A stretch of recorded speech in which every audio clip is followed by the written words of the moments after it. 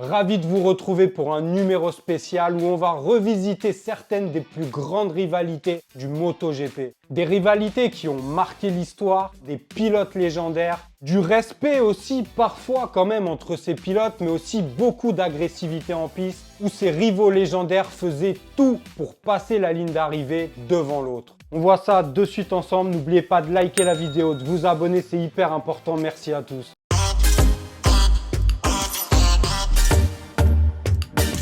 On va démarrer cet épisode spécial rivalité avec une des rivalités les plus légendaires, les plus mythiques, mais aussi des plus agressives de l'histoire du MotoGP, Max Biaggi, Valentino Rossi. Et croyez-moi, ces deux-là, à l'époque où ils se battaient ensemble, ne s'aimaient pas du tout et ne pouvaient pas se voir en peinture l'un l'autre. Ça a presque failli les mener à une véritable bagarre sur le chemin qui les menait au podium, dans les escaliers qui montaient vers le podium plus précisément, où Max Biaggi a voulu sauter sur Valentino Rossi pour lui en coller une. Mais avant ça, en piste, il y avait eu des manœuvres entre les deux vraiment très limite. Il faut quand même rappeler qu'à l'époque de cette rivalité, Valentino Rossi était le petit nouveau, le petit phénomène, le jeune qui arrivait, qui avait les dents qui rayaient le plancher et qui voulait tout bouffer. En plus de son énorme talent inné, comme les plus grands, Rossi n'avait pas froid aux yeux et ne s'embêtait pas quand il fallait attaquer Max Biaggi. Déjà à ce moment-là, une véritable légende, un véritable gladiateur. En plus, il faut rajouter que tous les deux sont italiens. Donc en Italie, Max Biaggi était déjà une légende, l'empereur romain. Mais Valentino Rossi, évidemment, ne passait pas inaperçu avec des performances monstrueuses à son jeune âge. Un bagou et une agressivité en piste qui faisaient froid dans le dos. Ils ont livré des bagarres qui sont devenues mythiques comme au Mugello, l'une des plus belles, mais il faut aussi surtout rappeler Suzuka en 2001, où là la bagarre est à son apogée entre les deux. Max Biaggi attaque Rossi et laisse traîner le coude pour sortir Rossi de la piste. Une manœuvre très dangereuse qui aurait été sûrement pénalisée aujourd'hui. Mais à ce moment-là, Biaggi réussit son coup car il fait sortir de la piste Valentino Rossi,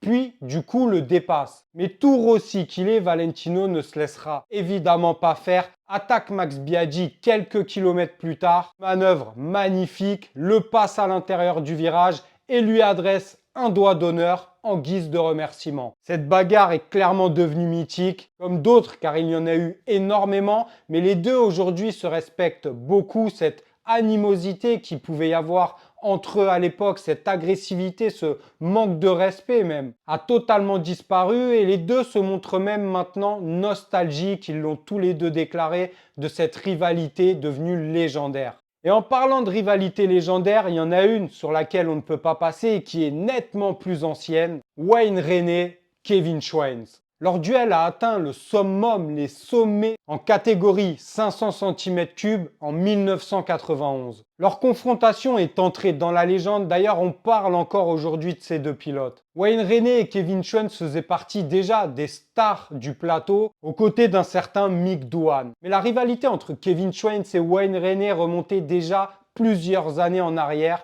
aux États-Unis, en Superbike au cœur des années 80. On ne peut pas dire que les deux s'appréciaient beaucoup et leur rivalité qui était déjà féroce est devenue très compliquée fin des années 80, début des années 90. D'ailleurs, Wayne Rainey donne quelques précisions sur cette rivalité. On s'est affronté comme si on roulait pour des équipes rivales. Notre moto était la meilleure cette année-là. Notre équipe était très bonne. Il me semble qu'il y avait une récompense de 10 000 livres pour le pilote qui remporterait les 9 manches. Je crois que nous étions à Donington Park. Un seul pilote pouvait le faire, donc lors de la première course, Kevin m'a battu et dans la deuxième, il y a eu plusieurs duels entre nous et je l'ai battu.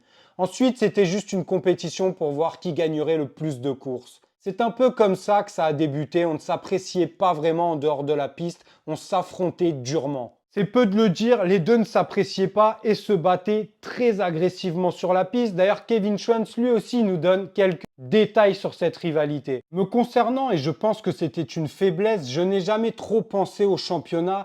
Tous les jours, toutes mes pensées étaient tournées sur comment faire mieux que Wayne Rainey. Je dois finir devant lui. S'il est deuxième et que je gagne, ou si je suis troisième et qu'il est quatrième, alors ma journée est réussie. Tout tournait autour de lui et c'était la conséquence de notre rivalité. Wayne Rainey a décroché un 3e titre durant l'année 92, une année très mouvementée, tandis que Kevin Schwantz, lui, devenait champion du monde à son tour en 93. Et cette saison a malheureusement marqué la fin de leur rivalité, après l'accident à Misano où malheureusement Wayne Rainey est resté paralysé. Mais cette époque est clairement aujourd'hui rentrée dans la légende de l'histoire du MotoGP. Et des rivalités, croyez-moi, il y en a encore de nombreuses autres. Alors dites-moi en commentaire si vous voulez que je refasse des vidéos sur ce thème-là. Je vais m'arrêter à ces 2 grandes rivalités, mais on pourra en remettre en lumière bien d'autres. Donc dites-moi en commentaire si ce format vous a plu. Et comme ça, je mettrai en route l'épisode 2. En attendant, prenez bien soin de vous. N'oubliez pas de liker la vidéo, de vous abonner, c'est hyper important. On se retrouve dès vendredi pour une prochaine vidéo. Ciao!